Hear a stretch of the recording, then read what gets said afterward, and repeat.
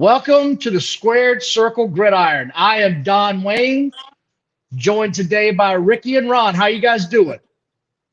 Doing great. Made it to the dentist office in record time, I think. That'll work. Yeah. Fantastic, brother Don. Thank you for having us on today. Now, man, look forward to it. Hope we can make this a regular occurrence. I don't know about you guys. I'm pretty damn excited. We got football right around the corner. Yes, It's we go do. time, fellas. It's freaking go time, baby. Let's go. It's the best time of the year. It's the fall, pumpkin spice coffee, football, and hoodies. Ricky, I'm going to go out on a limb here. I'm going to guess you're not a Cowboys fan.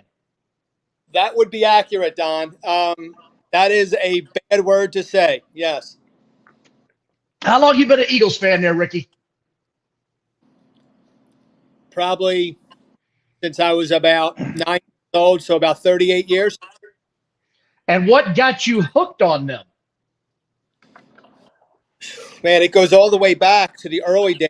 Probably Ron Jaworski, Harold Carmichael. I was a kid then, but I got vivid memories of the Buddy Ryan days when they drafted Randall Cunningham in 1985 at UNLV. He really just kind of watching him. Really, I got really turned on to the Eagles, and I've been hooked ever since. So are you a diehard, or can you see the flaws in your team? Because there's some homers out there, man, and when you criticize their team, they come off at the seams and they can't handle it. You know what? That is a very valid question. I consider myself a diehard, but also a realist. Okay, so you're a diehard realist. That's the acronym we're going to use. Yes, I'm definitely a diehard realist. It's definitely easy to get caught up in the fandomhood of it, but you have to be honest sometimes. I agree. Ron, I know you're a Rams and a Raiders fan. How in the hell did that come about? Oh man, I'm Rams are my ride and die team. They have been forever. Probably like I've been a Raiders fan for a long time. I mean, Mark Van Egan days, Dave Casper days, those days. Big Ted Hendricks. But I'm more ride and die Rams. I'm a realist though. I know. I'm looking. Their defense might be trash this year. I'll put it that way. Their I'm not worried about the front four. I'm worried about the linebacking core. There's no edge rushers. We have no edge rushers. They didn't do anything for that. We got some young people. They didn't do anything to add yet from after practice squad and stuff. I'm pretty confident in the young secondary, especially with that kid Trey Tomlinson. Right. He's good. Okay. And then we picked up Witherspoon, and he's good. And I really like Durant or Kobe Durant. You want to know what surprised me so far? So we're done now, right? Like the NFL preseason, it's done. We are where we are. Almost this time every year, you see somebody get cut, a veteran name, and it surprises you. I didn't see that at all this year. Have you guys heard of any surprise cuts that just sort of caught you off guard? Colt McCoy. But they're tanking though. They're tanking for Caleb Williams. Right. And I was gonna get to that, but that wasn't really a surprise to me when they traded for Dobbs. As soon as they traded for Dobbs, I said something's up here. They are all in on taking for the USC product, Caleb Williams. It's a full take job. Yeah. You actually just stole my thunder. No, go ahead. Really. I think Arizona is trying to go up 17 on purpose. I think they want to win at least one game, but I think you're right. If they went 1-16, nobody in that front office is going to be upset. The new GM, the new head coach, the new everything, they're not looking to keep Little Murray on that team much longer. No, because look, he's a malcontent. He cares about himself. He cares about his gaming and himself. I don't think his heart was ever full into football. I think part of his heart was in baseball too. So he never really gave it his all. But some people will pick him up next year. They'll trade for him. They'll give him a first or a second probably. But yeah, I just didn't see it when he came out. He was explosive in college. Obviously, he had a college career. However, I'm a short guy myself. He's not that much taller than I am. And if you're not over 5'8", it's very rare in the NFL that you could have success. I was very surprised that they signed him to that long-term deal. Yeah. Yeah, just want to give a shout out to all the Squared Circle brothers that are watching us right now. Scud, Big Lou, John, appreciate you guys. I don't hunt the backyard, but I think about it sometimes. I'm a Broncos fan, and I got hard times, like Dusty Rhodes once said. I got real hard times. I have been a rudderless ship now for 8 years, and as a long-time diehard fan, I've had about enough of the bullshit. I don't care if all we get is 9 wins this year. I need a winning season. I need something to look forward to. I think I got a good head coach in Sean Payton. If you look at Denver's record last year, their record in one-score games was abysmal. I believe they lost all but 1 or 2 games that were decided by 1 score or less. So I'm hopeful, but I'm realistic. When you cut all your wide receivers and you've got 3 healthy wide receivers after the cutdown day, that's not a good sign. You might want to start hitting some waiver wires. Somebody get the Bears on the phone. They love to trade wide receivers. They don't know what the hell to do with them anyway. So I'm looking forward to the NFL season. We just had our first college football games of the weekend. Did you guys watch any of the Navy Notre Dame game? No, I was working. I watched about a quarter of it, Don. It was a bloodbath. I mean, I don't know if Notre Dame was sending a message or if Navy is just that bad. But I haven't seen Notre Dame whoop somebody's ass like that in a long time. And they put it on them boys. What was the final score? A lot to a little. I can't remember off the top of my head. I turned it off in the middle of the third quarter. I was like, I can't watch this anymore. I was afraid it was going to be bad, and I was getting my fix on football like a heroin addict. But in the third quarter, I was like, I can't do this anymore. These boys are getting their ass whooped.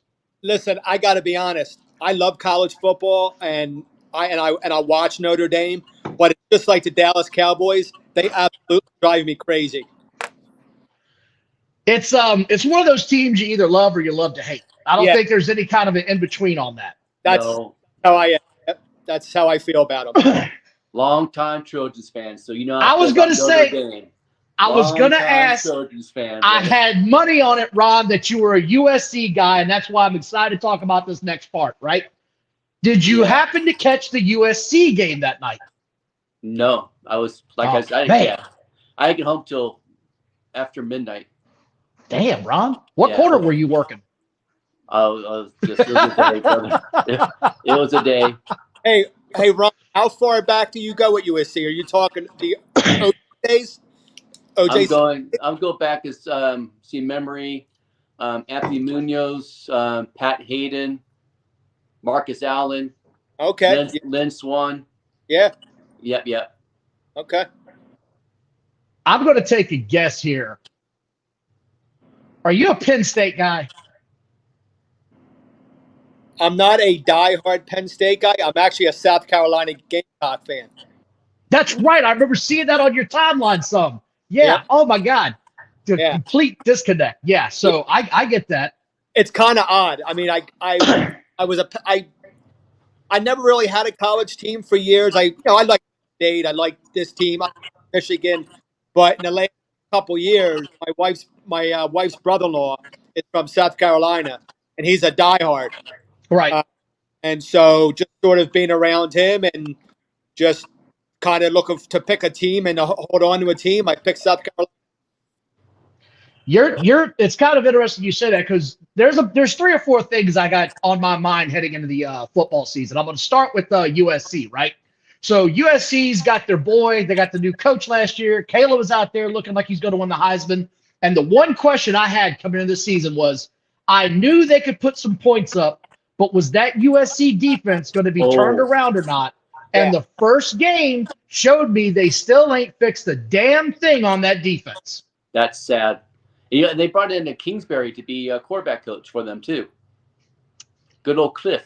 You can't. I mean, look, I don't know if there were garbage points, but you can't give up 28 points to San Jose State. I was watching the game, and their defense had a couple of stops, but not many. And San Jose State's defense was just as bad as it gets.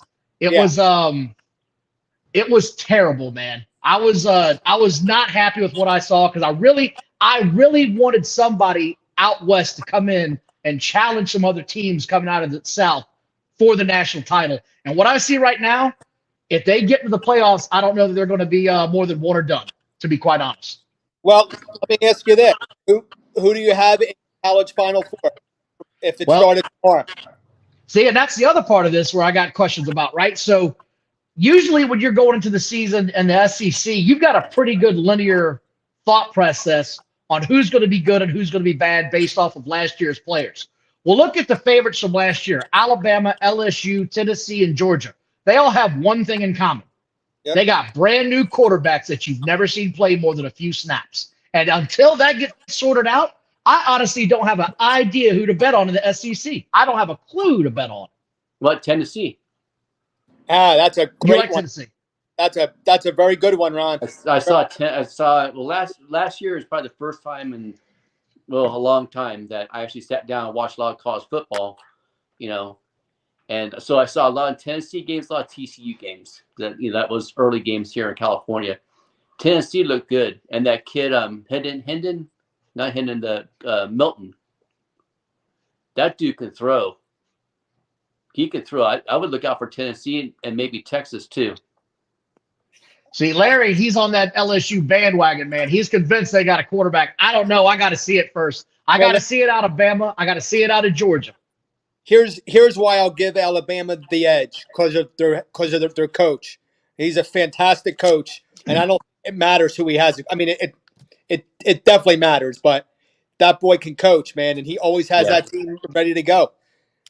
Like I said, I'm excited to look at it. I think Tennessee is a dark horse coming in. If I had to lay money on it, though, I'm probably going to bet on Bama this year or LSU. I think I like Bama and LSU over Tennessee, to be honest. All right. Well, here is the key question: can the Bulldogs three-peat?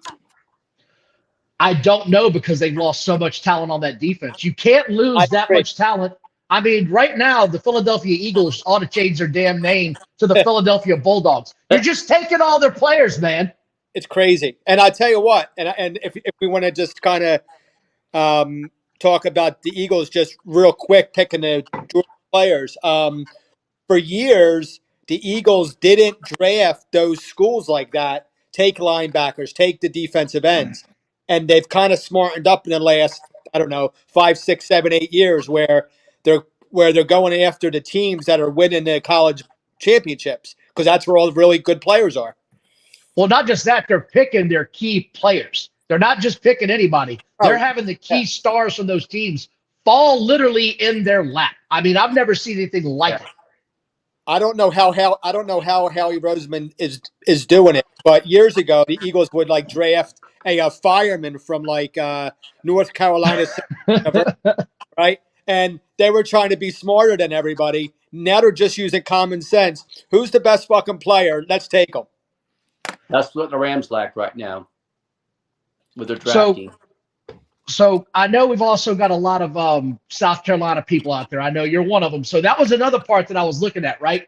So Virginia Tech hasn't been the same since Shane Beamer left, and he's down in he's down in South Carolina now. He's building something. Another school. That's another school I'm watching. I want to see where this is going, man. I've got some interest in what's about to happen there. I want to see if what he's built is going to turn into something, or is it just going to be another also-ran? Well, so that's a very good point, Don. I really like their quarterback, their senior, Rattler. He came on strong in the second half of last year. He's had a lot of potential in the last 4 years, but he kind of missed here, missed there. He went to South Carolina. I think he's going to be in the Heisman talk this year. Ron, is there anybody that can upset USC in that conference right now? Can anybody beat them, do you think?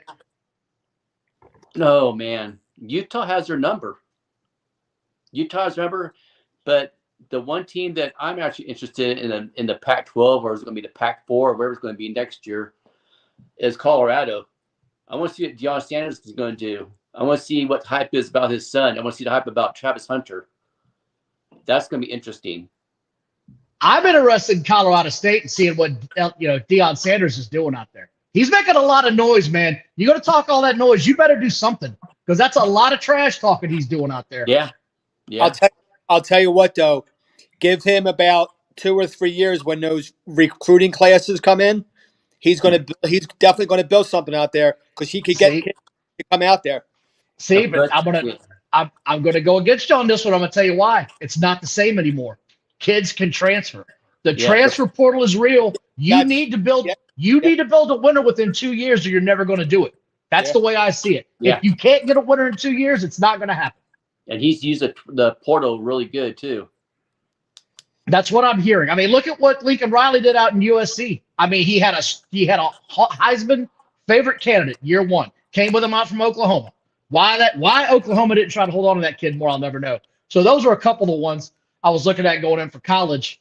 I'm going to have to ask this one now. Is this the year Michigan finally gets over the damn hump? Nope. You're saying no. Nope. Man, both of you. Nope. God, Moses. No. All right. I want to hear, Rod, tell me why no, man. Tell me why no. Jim Harbaugh. Oh. He gets in a situation, he overthinks things. And I just don't trust him. No, I think it's him. I don't think he can't win the big game. The one thing that surprised me, and Gil, come on back into football, brother. The one thing that surprises me with Harbaugh, how in the hell did he turn Kaepernick into a Super Bowl contending quarterback? And he cannot find a college kid to play quarterback for him to save his life. He can't do it. I don't understand it. You've got the trade. And here's the other thing. The kid that's playing football for Tennessee this year, their quarterback, guess where he came from? Michigan. He's a Michigan transfer portal kid. So that's driving me crazy. Ricky, what do you think, man? Do you think it's just a quarterback or is there something else missing? Man, that's a very good question. I think Jim Harbaugh is a little overrated. Damn, man, y'all are harsh. How are you going to call him overrated? He got over the Ohio State hump. He's a contender now every year. Contender. He is a contender. What does contender mean? That that they're in the top 10, top 8? Here's my question. Do you think he makes it to the college playoff this year? I'm going to say no.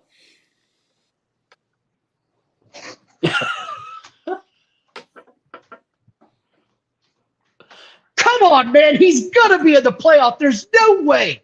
I cannot see that. Gun to my head right now, Michigan, Ohio State, Georgia, LSU, they all make they all make it in the playoff. That's if we're going for it, those are my 4. All right, wait. Give me your 4 again. LSU, Alabama, Michigan, Ohio State. Those are my 4 favorites. How about LSU? They're one of my favorites. I honestly think that the winner of the SEC is going to have 1 loss and they're going to be in. I think they're going to have 2 1-loss teams in that conference this year. I really do.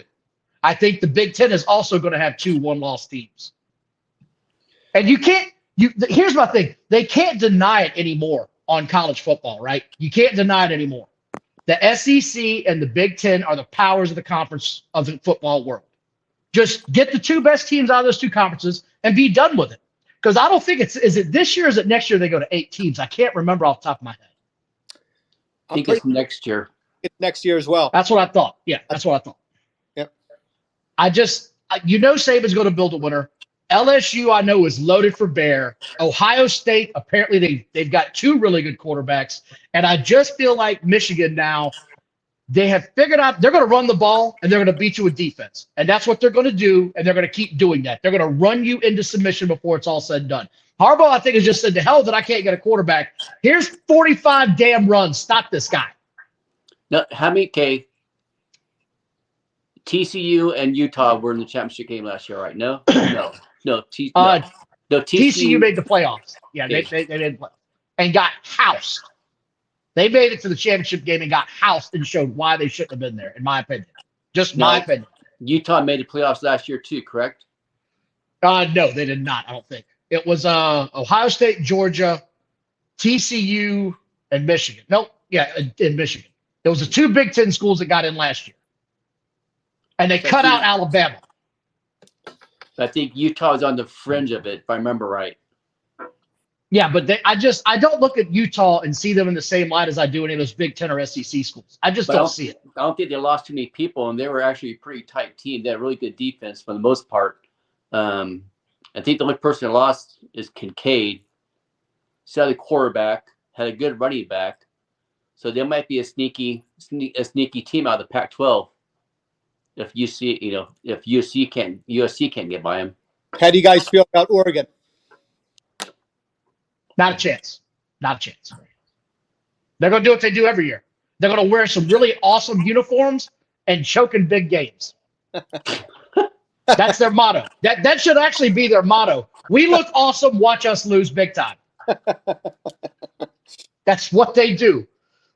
Maryland football. That's them. That's their new motto. Oregon football. Gil says, watch out for them Seminoles. I'm inclined to believe it. They got a good team this year. I just don't know that they're coming up ready hot yet. I just don't see it yet. Yeah, I don't think they're quite ready yet either. I think they're going to be a lot better, but I don't think they're quite ready to be in the top 10 yet. So let me hear. So Rod, you're really high on Utah, man. You seem to be a little awestruck with this team. Why is that? I just liked how they played. How much confidence they had in themselves. They didn't care if it was USC and Caleb Williams. They just punched him in the mouth and let him go. And Caleb Williams came out with a little tattoo on his hand before the game, like saying who's Utah. Yeah. So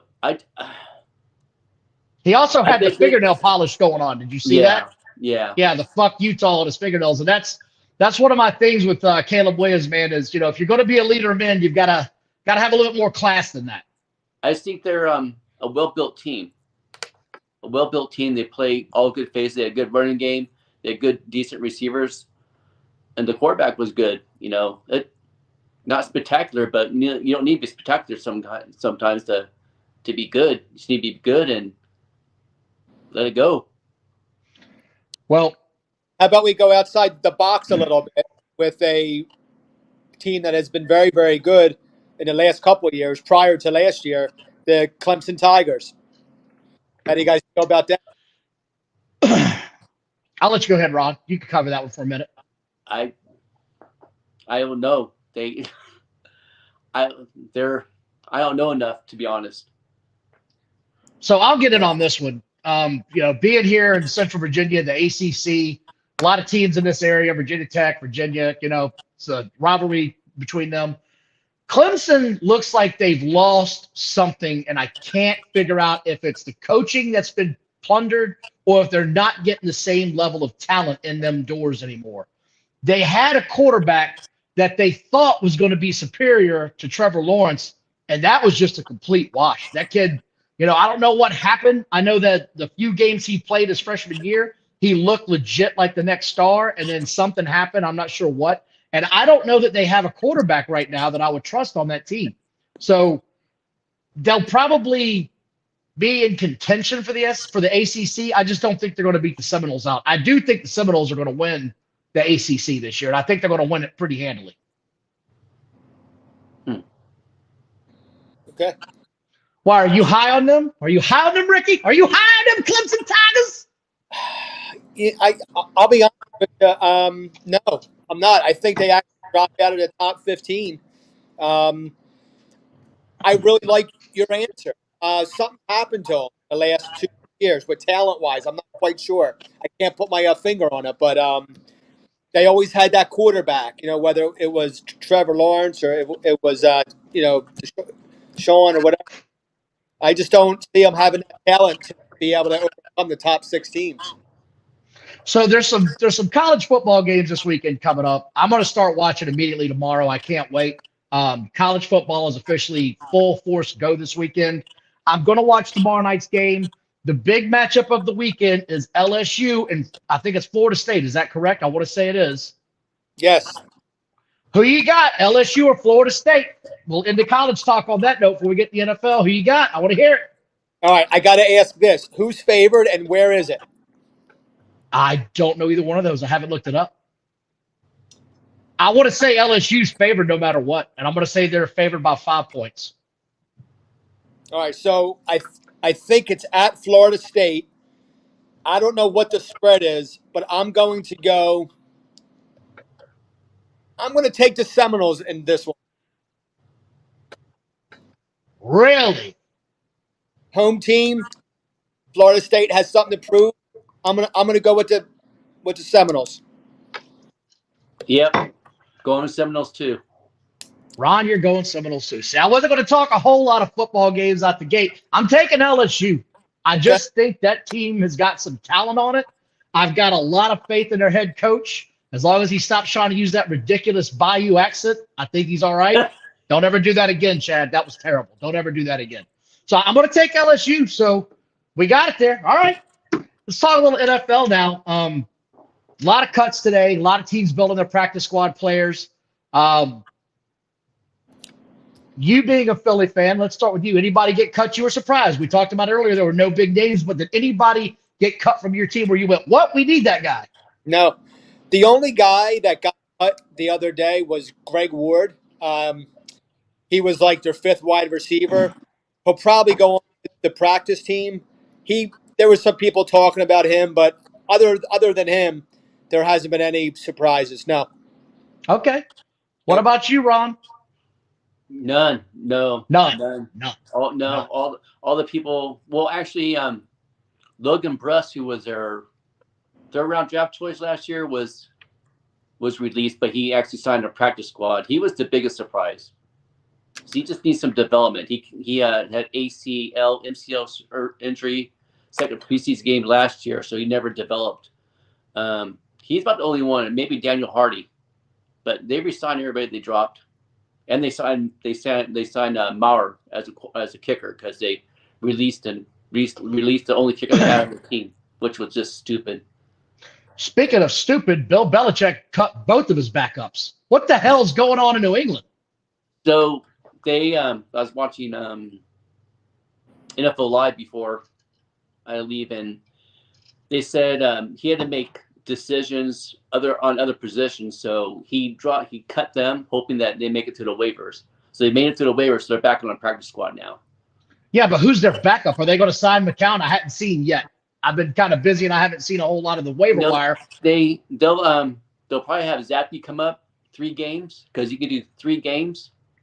And then after 3 games, they'll have to sign him to a contract for the big leagues. Or that's my guess. I see what you're saying. So they're going to call him up from the practice squad on Sundays and then send him back down and cut him on Mondays and then add him back to the practice squad. Okay, I see what you're saying there. That's my guess. Good call on that, Ron. Glad you're keeping your head in there. That was a good one, man. I didn't know that's what they're going to do. Yeah. And then you got Philly. Philly, did you keep Marcus Mariota? Did they keep him? They kept him. Listen, I'm going to be honest. I'm praying to God that we only have to see him in game 16 and game 17 where Jalen Hurts is sitting on the bench. But the other quarterback, didn't he tear his ACL? That's probably why they kept Mariota. Well, that's part of it, and I'm pretty certain that the other reason is because they gave him $8 million guaranteed, and it counts towards the cap. So I don't think they want to cut him for financial reasons. But, I mean, I think the Eagles are banking on Jalen playing 15, 16 games. They're hoping that Mariota doesn't have to go in, and if he does, the Eagles have the offensive line and the weapons where he might not be, he might be able to carry through a game, possibly 2. So I'm not really worried about it as much as other people because if he has to play for a longer period of time, then the Eagles have bigger issues. So I guess my thing here on this is I knew they signed Mariota for a lot of money to be a backup. That's crazy. That's crazy money that they signed to be a backup. You can't cut him and just eat that, and I get that. But what I saw of that guy in the preseason, I don't know if you guys saw the Netflix special on him or not, but no. It looks like he's regressed even more since that happened. Hey, what's going on, Mike Digital? Thanks for joining, brother. But yeah, it looks like he's regressed even more. There's some storylines in the NFL I'm really looking forward to. I've already talked about my Broncos. I want to see if Sean Payton can turn this thing around. Hey, Don, I don't know. Yeah. Hey, I just want to ask you your opinion on the running back for the Broncos. Is Devontae Williams healthy? See, I gotta play a good poker face here because my draft is Monday in fantasy football, and I don't want to tip my hand, but Okay. I'll put it to you this way: if you're thinking about drafting him, don't think long. Yeah. Fair enough. Fair enough. There's a couple of things I look for when I see a guy coming back from a injury. Right? It's not necessarily, you know, does he look right? Does he look this way? It's does the player, if it's a running back, does he hit the hole hard? Is he afraid of contact? Right? I saw Williams jump up for a pass that was completely behind him, come down on that injured knee, and walk off. And I was like, all right, that's it. My man's back. I have no concerns about him right now. He hit the hole hard. He had, I think, 13 touches in the first half or something ridiculous like that, or 13 targets total. I don't think there's any concerns. I think they're finally going to cut this kid loose, and I think people are going to be shocked at what this kid can do. Okay. Well, hopefully they can turn him loose, and the Broncos' offensive line can be solid and help him, Russell Wilson, out. Because Well, I like Sean Payton. He's a good offensive line coach. He's got what is going on. He looked like he was back. Ron, I got some concerns with your Rams offensive line, buddy. Who doesn't? I think I liked it. The fact they picked up that Dotson kid from Steelers. That'll give them a little bit more. Somebody has more experience than what's out there. Yeah, I got you. I don't know what happened to Noteboom. He was supposed to be the heir apparent to Whitworth, but that didn't plan out, and he's been mysteriously injured all preseason. No, they're not disclosing anything what's wrong with him. I trust an offensive line coach, and I trust that I trust them. I trust them. They drafted Steve Avila of Utah. And there's that Utah. There's that Utah love again. I knew it. Ron's got something in his heart for Utah, man. He's got something soft in there. He loves Utah.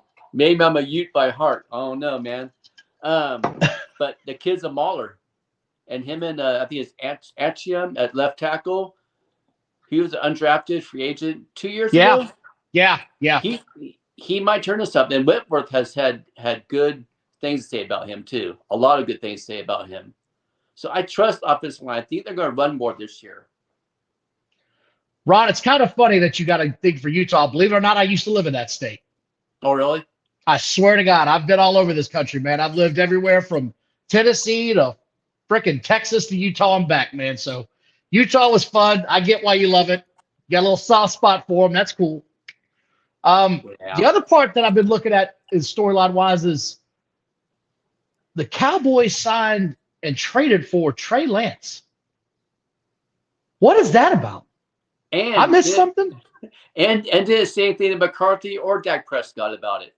Jerry Jones is Al Davis of this era. That's Al Davis' mood. Yeah, Ron, that is a great point. Great point. I totally agree with you. You have to be loving this, Ricky. Your arch rival signs a quarterback out of nowhere and upsets the shopping cart yet again.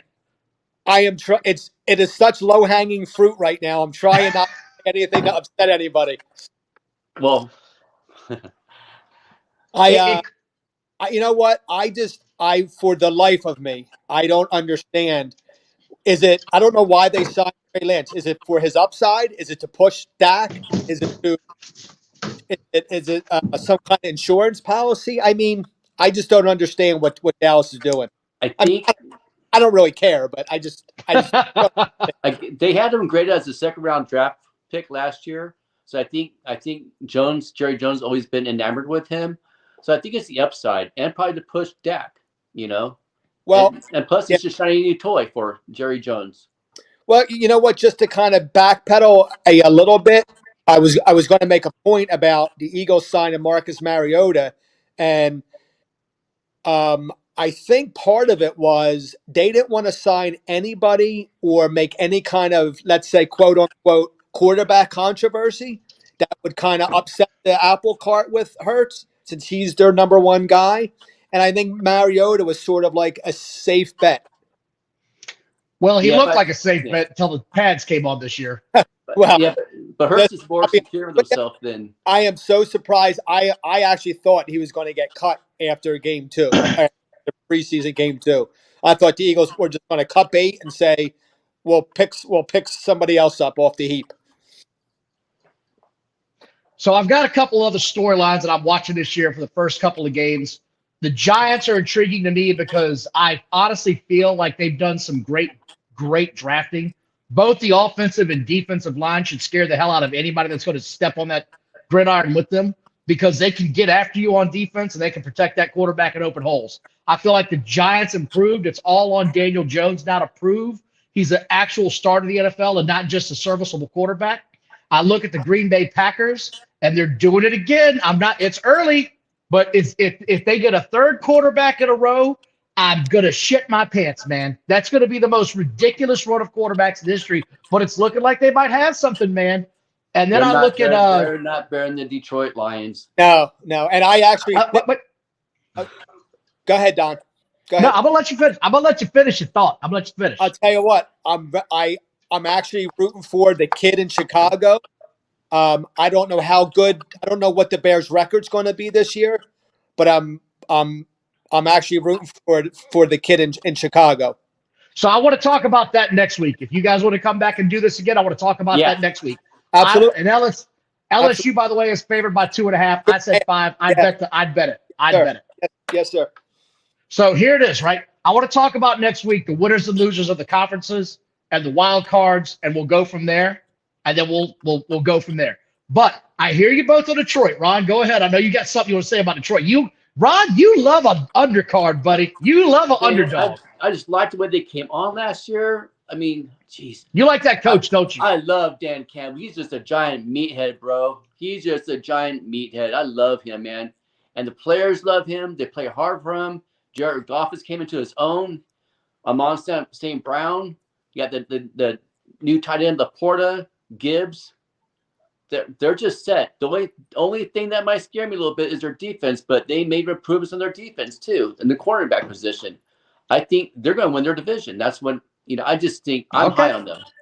High on them. I'm Larry coming in with the LSU talk. I knew he'd be in here. They're in Orlando and LSU by 2.5. I'm taking the over. It's going to be part of a trifecta. I'm going to bet on this weekend. Next weekend, I promise, guys, we're going to have a little bit more stats and some more data I'm going to go over. This was a general conversation we wanted to have. But next week, we're going to have some discussions. Fantastic. It was awesome. It was awesome. I also want to cover over a couple other things. I'm watching the NFL this season, right? So the Washington Commanders, right? They got a new ownership group coming in. Now, I know, let me finish. They've got Ron Rivera, who is a lame duck coach. Yeah. The kid that I've seen at quarterback looks like he might have something. I don't know. My issue with the Washington Commanders is that offensive line. Even in the preseason with the starters out there, that kid was getting his brains beat in for preseason games on basic vanilla defenses they couldn't cover up. The running game was okay, and he threw in some tight windows and impressed me, but I just don't see where that offensive line is going to hold up and let that kid have a shot at actually winning any games. But how much time was it with the starters going when he was? No, that's what I'm saying. They did not have him out there without the starting offensive line. They had him out there with the starting offensive line, and he was averaging a sack a quarter. I mean, that's what it came down to at the end of the day. He had like 4 or 5 sacks in 4 or 5 quarters. It didn't look good. It didn't look promising. I don't know what's going on. I look at the Chiefs, and they're missing their best pass rusher. That's a concern. That's a huge concern. They've got Mahomes, so you know he's going to keep them in games, but that is a concern when you don't have your best defensive player. And they also have Kelsey, and they have Andy Reid. That's what keeps them at the top. I heard, and this is what the beat writer out in Kansas City said, Andy Reid came forward and said, hey, man, I don't want to use Kelsey as much as we have been in the regular season. Right. I want to save his run for the playoffs. He's already a Hall of Fame player. He doesn't need more stats. What he needs is more rings, and I need him to get rings. Okay. So I'm looking forward to that. Plus, the Chiefs don't have to worry about the Raiders. I love my Raiders, but I don't trust McDucci, so. McDouchebag is a flaming shit turn of a sandwich. At all. And I will say this: the most overrated player in the history of sports is their quarterback, Jimmy Garoppolo. Oh, preach, brother. I think O'Connor's going to take over the starting spot halfway through the season. I'll tell you what, though, he's the best looking man probably in the world, but I hate the quarterback. My man is bringing some fire at Jimmy G. I didn't know you had this kind of animosity towards the man. Good God. I don't have hate towards him. I just Did think he- he's overrated. He's very Very overrated. much overrated. Did he piss in your Cheerios? No, it's all good, bro. It's all good. It's all good. No, you know what? He comes from that Tom Brady tree, that Bill Belichick tree, and I think he got paid, he's Tom Brady's understudy. And if you look at where he went after that, all he really did was get paid, and he didn't really do anything. You're right. The other thing I got my eye on, and you mentioned it, was the Niners, right? Like that's an intriguing storyline, man. I'll tell you what, I am, even though, and I'm going to say this as an Eagles fan, I am very high on the San Francisco 49ers. I think Purdy has a good team around him. He's not going to have to do a lot. He's sort of like a Trent Dilfer with the Baltimore Ravens. And I'll tell you what, San Francisco, if they can keep healthy and kind of like roll, they're a very good team. They're going to be very hard to beat. And it kills me. It kills me to say that too. That they're probably one of the more complete teams in the NFL.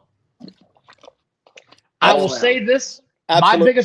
My biggest concern right now with the 49ers, Bosa has not signed his contract.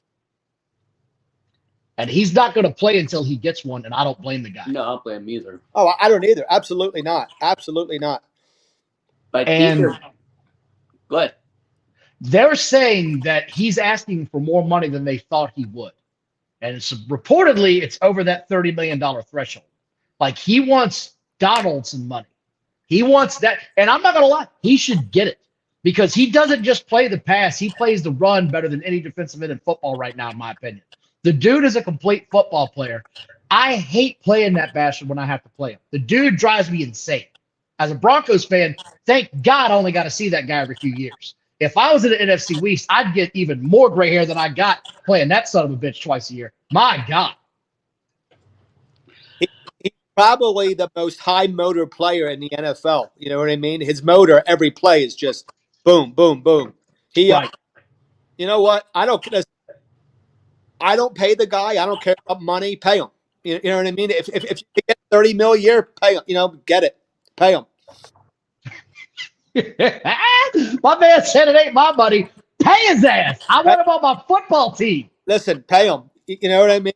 I mean, some of these guys have a really short career, and all these players know that the NFL more than anything else is a business, and you got to get it while you can. You watched Jerry Maguire recently, didn't you? You know what? Show me the money. But that's how I feel. I mean, listen, these NFL teams, these owners are making billions and billions of dollars. And all these players are going out week after week, getting their bodies beat up, their heads beat up. You know what? You got to get as much as you can in your short career. Just so you know, I'm on the same page with you. I'd give that guy whatever the hell he was asking for. I'd pay him $30 million, $32 million a year, wouldn't blink an eye on it. Because he's a class act and you know what he's going to do for your organization. And here's why, too. And if I would especially do it if I was the Niners, because they are really close. They're knocking on the door. If they were a team that was on the bubble, maybe not as good, then it's a whole different story. But they're knocking on the bubble. Pay them. Right. Pay them. I also think the NFC South has some intriguing storylines this year, gentlemen. They really do, right? So hear me out on this, and I want you to hear me out on this, right? Chris Olave is going to be a special wide receiver in this league. Oh, absolutely. 100%. 100%. Derek Carr's be a top 10 quarterback this year. So I'm telling you now, I'm watching what the Saints did. They reworked all their cap numbers. I'm not going to give away my winner already in that division, but I like the Saints a lot. I like what they've done. I think Chris Olave is an absolute beast of a player. I think they've secured the running back spot, and they know Kamara is not the long-term answer anymore. But I feel like that team is one to watch. And the other one I know that I'm going to watch is the Carolina Panthers. Man, Bryce Young was getting killed in the He preseason. was. Getting But- killed. But they can run the ball. That is one thing I know they can do, and that defense is going to have them hanging around in games. So I'm curious about those storylines, and I'm real curious about Miami because I'm worried about Tua. Yeah, but he took jiu-jitsu to learn how to fall. So that helps. I mean, I don't care how you learn how to fall when your head is just freaking banging off the damn mat like you were in a motorcycle wreck. It's